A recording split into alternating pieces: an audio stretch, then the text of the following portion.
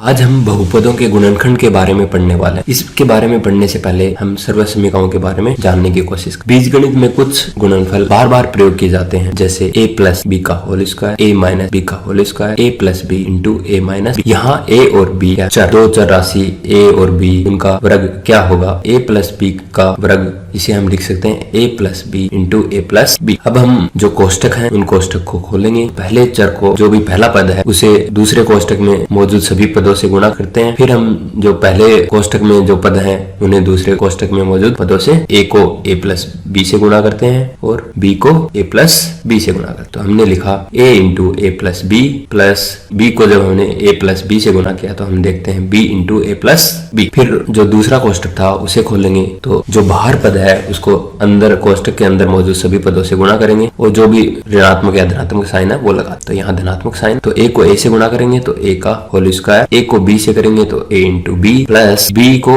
a से करेंगे तो ba आएगा। लेकिन हमने यहाँ ab लिखा है, ये है इसलिए लिखा क्योंकि हमारी एक ऐसी परंपरा रही है कि जब भी हम बीजगणितीय कैलकुलेशंस करते हैं तो जो चर राशियां होती है उन्हें हम अल्फाबेटली ऑर्डर में लिखते हैं, जैसे a b c x y z। यह इसलिए लिखते हैं क्योंकि हमें सजातीय पद ढूंढने में आसानी। तो हमने b को a से गुणा किया तो ba आया, तो हमने लिख दिया उसे ab। फिर b को b से करेंगे तो b का स्क्वायर। हमें अब यहाँ देखने को मिलता है कि ab और ab दोनों सजातीय पद हैं तो दोनों जुड़ जाएंगे क्योंकि दोनों पॉजिटिव साइन। तो a प्लस बी इसका वर्ग था, वो हमारे पास रिजल्ट आता है a square plus 2ab plus b square. इसी तरह जब हम दो चर संख्याएं हैं उनका घटाव का वर्ग करते हैं, जैसे a माइनस बी का वर्ग, तो हम इसे लिख सकते हैं a minus b into a minus b. पहले कोष्टक को खोलेंगे तो पहले कोष्टक में मौजूद सभी पदों को दूसरे कोष्टक से गुणा करेंगे। तो हमने a को a माइनस बी से गुणा किया तो हमने लिख दिया a into a minus B.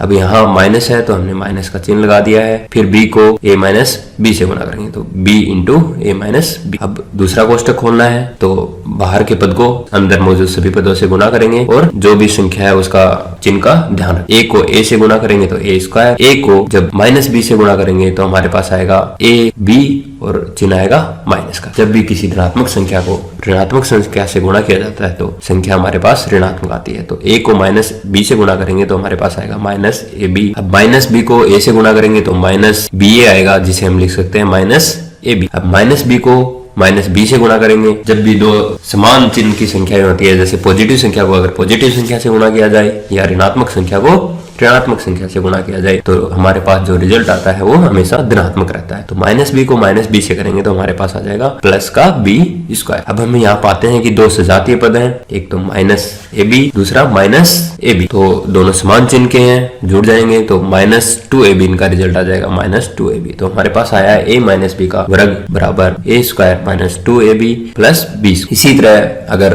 दो चर संख्याएं हैं उनका जोड़ और उनका घटा का गुणा करना है, जैसे a plus B into a plus b, जो कोष्टक है इसको खोलेंगे तो इसमें मौजूद सभी पदों को अलग अलग हम दूसरे कोष्टक से गुणा करेंगे। तो a को a माइनस बी से गुणा किया हमने, प्लस b को a माइनस बी से गुणा किया और फिर हम दूसरे कोष्टक को खोलेंगे तो a को a से गुणा करेंगे तो a स्क्वायर, a को माइनस बी से करेंगे तो minus a b, plus b को a से करेंगे तो प्लस ए बी और प्लस b को माइनस बी से करेंगे माइनस बी स्क्वायर। अब हम यहाँ पाते हैं कि दो सजातीय पद हैं, माइनस ए बी और ए बी, इनमें जो सह संख्याएं हैं वो समान है लेकिन जो चिन्ह है वो अलग उल्टे हैं। तो ये दोनों एक दूसरे से जुड़ेंगी तो इनका मान आ जाएगा 0। तो हमारे पास बचेगा a square minus B square. तो हम कह सकते हैं a plus B into a minus B बराबर होगा a square minus B square. जो ये हमने गुणनफल देखे हैं जो बार बार प्रयोग किए जाते हैं, इनके जो रिजल्ट के बराबर रख दें, मतलब समीकरण रूप में रख दें, तो ये बन जाते हैं सर्वसमीकाएं। सर्वसमीकाएं वो समीकरण होते हैं जिनमें मौजूद सभी चर संख्याओं के कोई भी मान के लिए वो वेद। यहाँ जो हम तीन सर्वसमीकाएं देख रहे हैं ये बार बार प्रयोग किए जाते हैं और मानक सर्वसमीकाएं, जैसे a प्लस बी का वर्ग बराबर a square plus 2ab plus b square, a minus B का वर्ग बराबर a square minus 2ab plus b square. तीसरा है a plus B into a minus b equal to a square minus b. अब हम देखते हैं कि ये सर्वसमीकाएं हमारे चर राशियों के या बहुपदों के गुणा करने में भी महत्वपूर्ण भूमिका निभाते हैं और हम जो संख्यात्मक गुणा है उन्हें भी आसानी से कर सकते हैं। पहला उदाहरण है 2a प्लस 3b का वर्ग निकालना है। तो जो दिया गया प्रश्न है 2a प्लस 3b का वर्ग की यहाँ धनात्मक चिन्ह है, तो हमारे सर्वसमीका है a प्लस b का वर्ग वह इससे समान है, मिलती जुलती। तो हम तुलना करते हैं सर्वसमीका a प्लस b के होल स्क्वायर से और दिए गए प्रश्न। हम पाते हैं जो सर्वसमीका में a होता है और सवाल में उसकी जगह 2a, इसी तरह जो सर्वसमीका में b है सवाल में उसकी जगह 3b। सर्वसमीका का प्रयोग करते हैं हम a प्लस b का whole square equal to a square plus 2ab plus b square. तो यहाँ a की जगह 2a है और b की जगह 3b है। तो a स्क्वायर निकालना है तो a की जगह 2a था तो 2a का स्क्वायर, 2a का square mean 2a into 2a, या कहें 2a दो बार गुना हुआ है। तो कई बार हम गलती कर देते हैं, यहाँ 2a स्क्वायर लिख देते हैं जो कि गलत है। हमें 2a का होल स्क्वायर प्लस 2ab, तो a की जगह यहाँ 2a है, 2a इंटू b की जगह 3b तो 3b plus b square, b की जगह यहाँ 3b तो 3b का होल स्क्वायर। तो इनको सोल्व कर लेते हैं। 2a का होल स्क्वायर करेंगे तो हमारे पास आएगा 4a स्क्वायर। फिर जो दूसरा पद है उस गुणांकों को गुणा करेंगे तो 2 इंटू 2 4, 4 इंटू 3 12 बार प्लस 3b का होल स्क्वायर। तो 3 का स्क्वायर करेंगे तो हमारे पास आएगा 9, b का स्क्वायर करेंगे तो b स्क्वायर 9b स्क्वायर। तो हमारे पास 2a प्लस 3b का वर्ग आ गया है 4a square plus 12ab plus 9b square. इसी तरह दूसरा उदाहरण देखते हैं जिसमें 3a बाई 2 माइनस 6b का वर्ग हमें निकालना है, या कहें 3/2 a माइनस 6b को दो बार गुना करना। तो जो दिया गया प्रश्न है उसकी हम a माइनस b का वर्ग से तुलना करते हैं। तो हम पाते हैं जो a है उसकी जगह यहाँ 3/2 a है और जो b है उसकी जगह 6b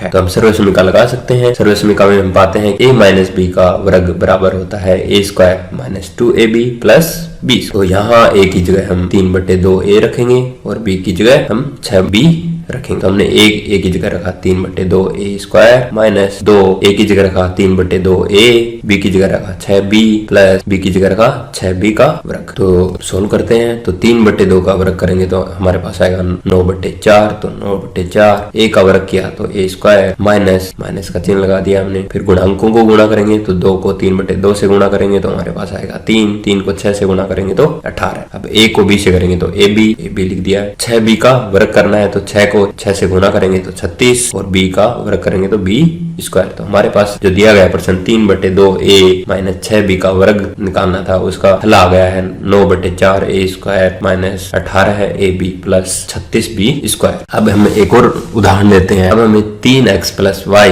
को गुणा करना है 3x माइनस y से। तो हम पाते हैं कि यह सर्वसमीका a plus b into a minus b बराबर a square minus b square से मिलता है। तो हम दिए गए प्रश्न की a plus b into a minus b से तुलना करते हैं और हम पाते हैं a की जगह यहाँ 3x है और b की जगह y। तो सर्वसमीका का प्रयोग करेंगे a plus b into a minus b बराबर a square minus b square. तो हम a की जगह 3x रख देते हैं तो 3x का वर्ग माइनस y का वर्ग। 3x का वर्ग करेंगे तो 3x गुना 3x, 3 का वर्ग करेंगे तो 9, x का x से गुणा करेंगे या x का वर्ग करेंगे तो x स्क्वायर। तो 9 माइनस का चिन्ह लगा दिया, y का वर्ग करेंगे तो y। तो हमारे पास जो दिया गया प्रश्न था 3x plus y into 3x minus y, इसका मान आ जाएगा 9x square minus y square. और सर्वसमीका का प्रयोग करते हुए हम संख्यात्मक जो कैलकुलेशंस हैं उन्हें भी आसानी से कर सकते हैं। जैसे अगर हमें 101 को 101 से गुणा करना है, 101 को लिख सकते हैं 101 का वर्ग और 101 को हम लिख सकते हैं 100 प्लस 1। तो 101 का वर्ग हो गया 100 प्लस 1 का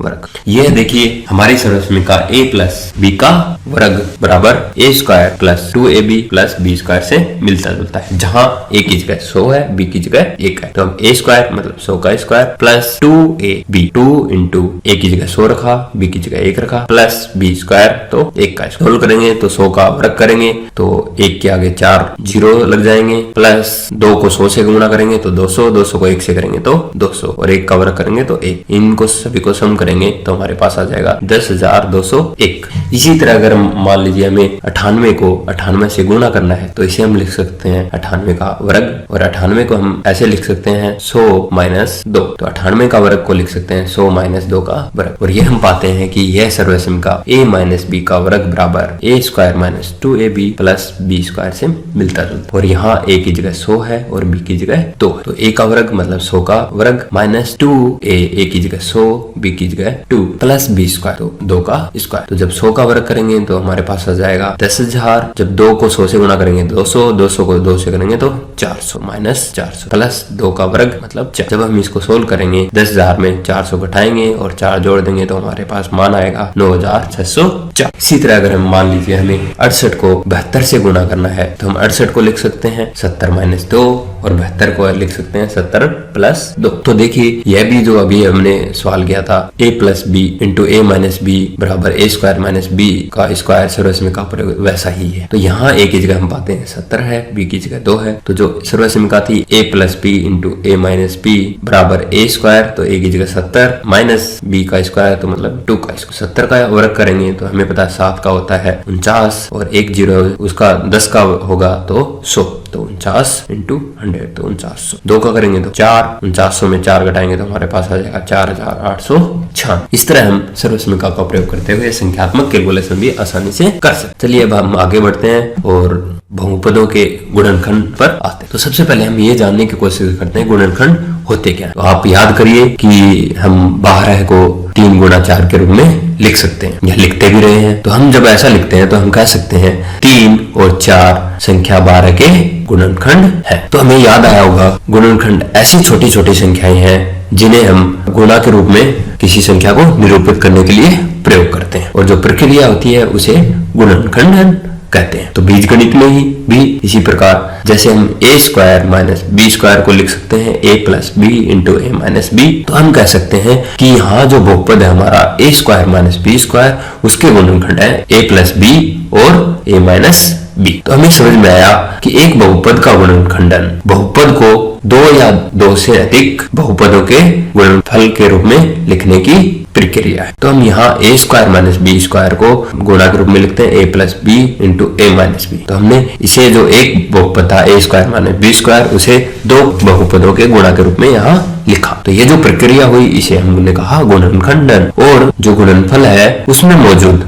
प्रत्येक बहुपद जो हमारा दिया गया बहुपद है उसका गुणनखंड कहलाता है। तो यहाँ जो है गुणनफल में मौजूद a प्लस बी और a माइनस बी ये हमारे जो दिए गए बहुपद है a square minus B square के गुणनखंड कहलाए। किसी बहुपद को पूर्ण गुणनखंडित तभी समझा जाएगा जब उसके गुणनखंड को हम उसकी घात से कम घात वाले बहुपदों के गुणनफल के रूप में न व्यक्त कर सकते। मतलब जो हमारा गुणनखंड है उसे अगर हम पुनः गुणनखंडित नहीं कर पाए तो हमारा जो गुणनखंडन हमने किया है वो पूर्ण गुणनखंडन हुआ। और साथ में जो पूर्णांक गुणक है वो 1 और -1 के अतिरिक्त कोई भी उभयनिष्ठ गुणनखंड न होना चाहिए। मतलब जो गुणांक है उनमें 1 और -1 के अतिरिक्त कोई भी उभयनिष्ठ या कॉमन गुणनखंड न होना चाहिए। तो हम पाते हैं x स्क्वायर माइनस 4x है, इसे हम लिख सकते हैं x इंटू x माइनस 4। इसे ऐसा इसलिए लिखा क्योंकि जो दिया गया बहुपद है x स्क्वायर माइनस 4x इसके दोनों पदों में x स्क्वायर और माइनस 4x इनमें x उभयनिष्ठ है। तो हम उभयनिष्ठ को बाहर निकाल लेंगे तो यहाँ बचेगा x और यहाँ बचेगा 4। तो यह आ गया x इंटू x माइनस 4। हम देखते हैं कि यहाँ जो गुणनखंड है x और x माइनस 4 इसे हम पुनः गुणनखंडित नहीं कर पाते हैं और इनका एक के अलावा कोई भी गुणनखंड नहीं है, उभयनिष्ठ नहीं है। तो हम कह सकते हैं कि दिए गए बहुपद का रूप x इंटू x माइनस 4 पूर्ण गुणनखंडित रूप है। अगर हम देखें कि 16x की पावर 4 माइनस 1 का अगर हम गुणनखंड करें तो 16 को हम लिख सकते हैं 4 का वर्ग और x की पावर 4 को लिख सकते हैं x स्क्वायर का वर्ग और 1 को लिख सकते हैं 1 स्क्वायर। तो सर्वसमीका हम a square minus B square का प्रयोग करेंगे तो हमारे पास रिजल्ट आएगा a plus B into A minus B. तो यहाँ a हमारा हुआ 4x स्क्वायर और b हुआ 1। तो a प्लस बी मतलब 4x स्क्वायर प्लस 1 इंटू ए माइनस बी मतलब 4x स्क्वायर माइनस 1। तो हम देखते हैं यह गुणनखंड तो है लेकिन पूर्ण गुणनखंड नहीं है क्योंकि जो 4x स्क्वायर माइनस 1 है इसे हम आगे भी गुणनखंडित कर सकते हैं। देखिए 4 को हम लिख सकते हैं 2 का वर्ग और x स्क्वायर को लिख सकते हैं x का वर्ग। तो 4x स्क्वायर को हम लिख सकते हैं 2x का वर्ग और 1 को लिख सकते हैं 1 का वर्ग। तो पुनः हम सर्वसमीका a square minus B square बराबर a plus B into A minus B का प्रयोग करेंगे तो हम देखते हैं यहाँ a की जगह था 2x और b की जगह था 1। तो हम a प्लस बी मतलब 2x प्लस 1 और a माइनस बी मतलब 2x माइनस 1 लिख सकते हैं। तो हमने देखा अगर हम 16 इंटू x की पावर 4 माइनस 1 को गुणनखंडित करें इस रूप में 4x square plus 1 into 4x square minus 1 तो यह पूर्ण गुणनखंड नहीं है क्योंकि 4x² माइनस 1 को भी हम आगे पुनः लिख सकते हैं 2x plus 1 into 2x minus. तो अगर 16x की पावर 4 माइनस 1 के पुनः गुणनखंडित रूप की बात की जाए तो यह होगा 4x² plus 1 into 2x plus 1 into 2x minus 1। चलिए अब हम बहुपदों के गुणनखंड निकालने के दो तरीके या टाइप्स की बात करते हैं। तो पहला हमारा जो टाइप्स या मेथड है वो है कॉमन लेकर या उभयनिष्ठ लेकर गुणनखंड ज्ञात करना। तो हम क्या करेंगे, जो हमारा दिया गया बहुपद है उसमें से चेक करेंगे कि जो भी दिए गए बहुपद के पद हैं उनमें कोई उभयनिष्ठ संख्या है या नहीं। जो भी उभयनिष्ठ संख्या होगी उसे हम बाहर ले लेंगे और शेष बची पदों को हम कोष्टक में बंद कर देंगे। जैसे एग्जांपल लीजिए 10a माइनस 25 के गुणनखंड करने। तो हम देखते हैं कि 10a को हम लिख सकते हैं 5 इंटू 2a और 25 को लिख सकते हैं हम 5 इंटू 5। तो हम पाते हैं कि 5 है वो दोनों पदों में, इस पद में भी है और इस पद में 5 है, वो कॉमन आ सकता है। तो 5 को कॉमन लेंगे तो यहाँ क्या बचेगा 2a। तो जब हमने 5 को कॉमन लिया तो हमारे पास 2a बचा। अगर ये आप देखना चाहते हैं कि कोष्टक के बाहर अगर कोई संख्या निकालते हैं क्या बचेगा, तो आपको क्या करना है, जो संख्या बाहर निकाली, जैसे यहाँ हम 5 निकाल रहे हैं, 5 का इस संख्या में भाग दे देना है। तो 5 गुना 2a में अगर 5 का भाग देंगे तो 5 से 5 जब भाग देगा तो हमारे पास रिजल्ट आएगा 1। तो 1 को 2a से गुना करेंगे तो 2a। इसी तरह 5 गुना 5 में 5 बाहर लेंगे तो हम 5 का भाग दे लेते हैं, तो 5 और 5 से भाग दिया जाएगा तो 1। 1 को 5 से गुना करेंगे तो 5। जब हमने इससे 5 कॉमन लिया तो हमारे पास रिजल्ट आया 5 इंटू 2a माइनस 5। कोई उभयनिष्ठ नहीं है इसमें या गुणनखंडित नहीं किया जा सकता।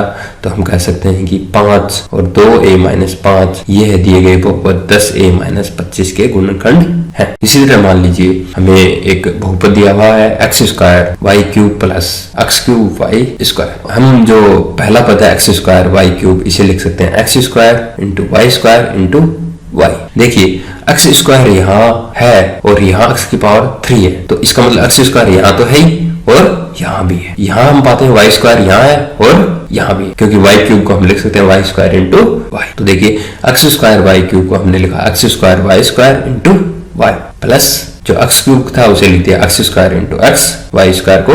तो हम पाते हैं इस पद में और इस पद में x² y² कॉमन है। हमने इसको रेड कलर से शो किया। यहाँ x² y² कॉमन जब निकालेंगे तो यहाँ बचेगा y।